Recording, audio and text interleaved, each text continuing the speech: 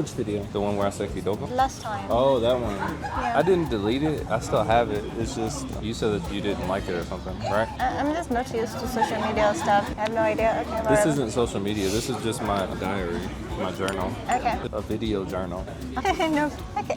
Oh, Okay, so tell me about the circumcision. Did you change your hair? Go ahead. Talk about the yes, I circumcision. did. I got cornrows. So here they call it female genital mutilation. It's just like a traditional thing that used to happen mostly in the back, but nowadays still some cultures do it.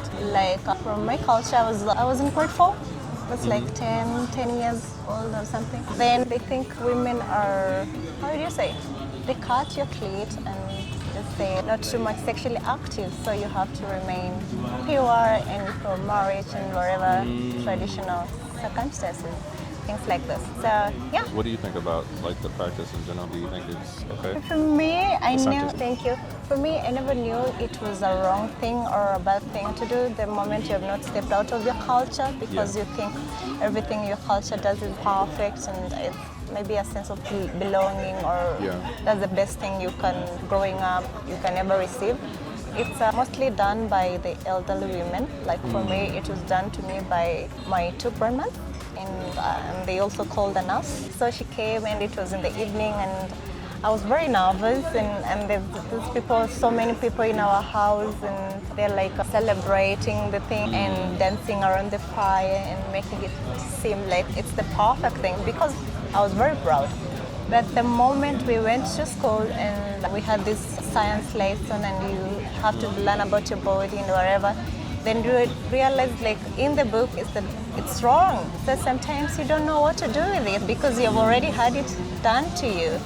Yeah. And now you hear it's wrong, it will cause problems when you're gonna have a baby, and sometimes you get very scared. And to be honest, you might even resent the people who did it, but what is done is already done. So I don't know. Can you explain like what happened exactly? Did they numb you and stuff? Like what happened before they did it? Okay, of course I remember it very well. It was just, of course they numb you. You get like an injection on your clit, and all of a sudden someone is, how do you say, like one of the grandma was holding this, and so that you don't make so much noise, and they just cut a small piece of it on your clit. Yeah, that's what happened. And now you have to stay in the house, like without coming out of the house, like for like 3-4 weeks until you heal. Then now you come out and they have this party, like now you're a woman. And in some instances, some girls get married off. And I think I'm very... Right after the procedure? After you have healed for the 2 weeks, they have a celebration, now you're a woman. And some girls get married off. But for me, it's a good thing that didn't happen to me, because now I just continued school. And some cultures go very extreme to an extent they stitch up your labia, like the 2, you know what I'm talking about? Yeah, wow. Yeah. They stitch it up until it's needle-like. Oh, wow. Yeah, like so small that the only thing you can do is pee with it. Wow. So it's very different in different cultures. And for me, I think it's, how do you call it? As much as there are very good parts of having an extreme traditional African culture, some of the aspects are really harmful or demeaning to a woman. Like you're supposed to be silent, you're supposed not to have your own opinion. And by the time you have an opinion about your body, time has really gone. So it's either you choose to heal or move forward. I don't know what to say about it. It's a lot of stuff. I just can't tell you about it in one day. It correlates to the book that you're reading, which is it called again? It's The Sex Lives of African Women. Yeah, it correlates to that, right? Like that kind of talks about. Yeah, it talks about sometimes this book is like about around 50 women from all over Africa, different cultures, different experiences with sexuality, different experiences with their body, with their opinions, with their education. And sometimes how people cope with these things. It's either you cope the wrong way and look for validation, or your urges, or just meanings of pleasure from different points, which really might come back to hurt you at the same time. And it comes down to also the aspect of sexuality, like nowadays people are queer, lesbian, gay, or which is a very new topic to me. Because before I came to the city, in my village, I knew marriage was just between a man and a woman. Yeah.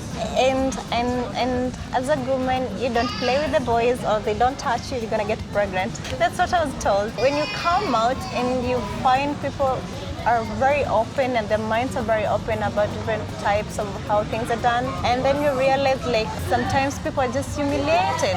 You can be humiliated of your body, of your way of dressing, of your way of talking, of your way of looking at people. So it's very different. So that's why I'm very curious. Sometimes I want to ask you so many questions about the US, but at the same time I'm like, yeah, I'm gonna just keep quiet. The things that we do. So what do you, I know you're telling me earlier before we started having this conversation about you think that people's traumas, as far as the book that you're reading, the African women, their trauma causes them to be promiscuous? Not very promiscuous at the same time, but people have so much curiosity about things they can't control. So you find, like in this book, there are women who are already married into polygamous settings. And personally, I don't think that. Yeah. And sometimes women think that sharing is okay. I'm gonna have multiple sexual activities and look for something that I was missing in my husband or after my divorce.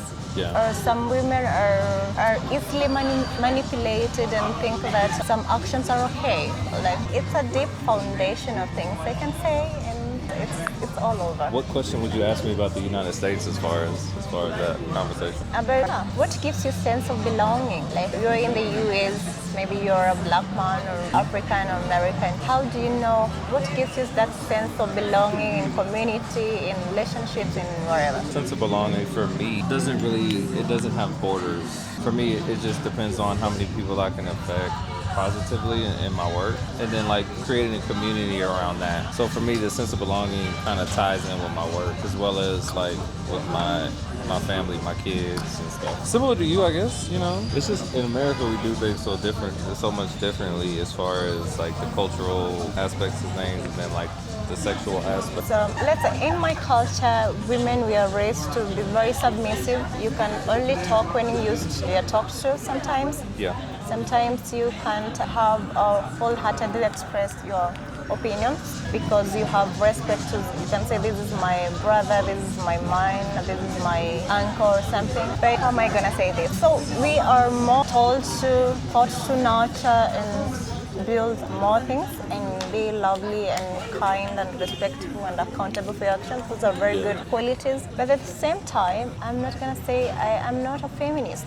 Sometimes you get what you deserve. You can never ask for things that you really haven't worked for. Even if you get through the door, you don't have the skills to do the thing. And probably you might end creating the worst man possible in you because now you are used to being in control all the time.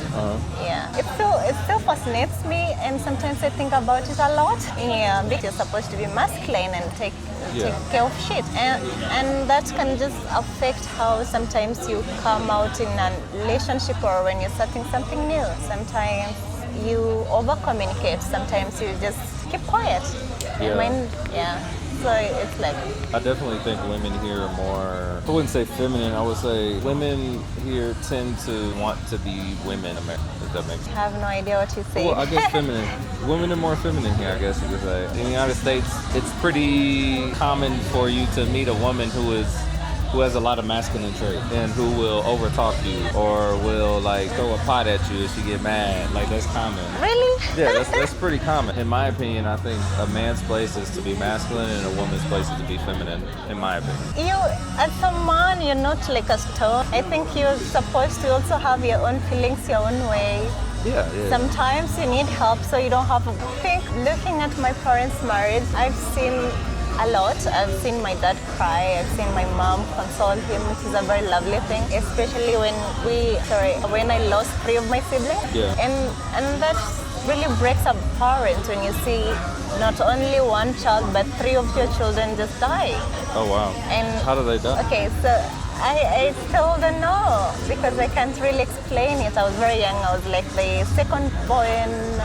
There was a boy in front of me, then there was a girl, and I was a little boy. I think access to good health is really important. Yeah. So like in the village, not so much healthcare is accessible. Sometimes you go and you just come home with the painkillers, and children can really be affected a lot. Yeah. Sometimes you don't even know like some of the vaccinations that children are given.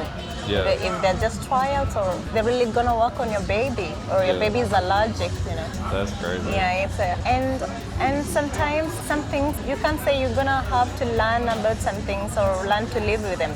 You just have to work through them, you know. Yeah. Yeah. So. It's hard for a person like me a person who was born and raised in Western society to imagine living somewhere with like not adequate healthcare and not adequate like lights in your house that you grew up in. Yeah, it's still there. Although nowadays there's another modern house, but we have like 2 modern houses, but we love that one because it just connects us to how we grew up when we were young. It's still there, and I don't think I want it to go away. And I'm very proud of how I grew up. It was, how can you say, it was a fulfilling life to the heart. We didn't have so much, but it was, we were not stressed. We were not like depressed or anything. We were very content and happy. Every day. That's the thing that blows my mind as a person from America too, is like going to places like Gikomba and the place next to it, what's the name of it? Gikomba? Okay, which I have no idea about it. I just know the market. Yeah, well, I'm also it's new to amazing. Nairobi. It's amazing for me to go like to the villages even, like to the villages and realize these people have so little but are so happy. I would gladly take you because, you know, if I show you firsthand how I grew up, it's when you could understand. Because the food was always fresh from the farm. And sometimes you might think it's pretty because every day the vegetables are from the farm, the corn you planted yourself, the fruits, and there's season for everything. There's season for corn, beans, wherever, potatoes, and you harvest those things and store them in the house. Yeah. So if you want breakfast, you just milk your cow, go to the farm and get some potatoes, get some corn, boil them, and that's it. And we were happy to eat it. So I remember I never ate like, let's say, burgers and pizza all my life until I was like 20 years old and I was in campus, and it's when I came to Nairobi. And you realize like, yes, people say it's yummy and it's nice, but it still doesn't fascinate me. Yeah. So it's like the first day we met, and it was supposed to be a nice lunch and fish, and I'm not gonna tell him that I don't like fried things and whatever, but I'm just gonna drink something and have a nice conversation with it. Yeah. What tribe are you from again? Kissy. And you grew up like in Kissy. Yeah, all my life. That's cool. And how do you say it? It's. I remember the first day I ate cookies. I thought they were very sugary and they made me throw up so much. Wow. Yeah, it was my aunt who bought them. She had come from Nairobi and she brought cookies.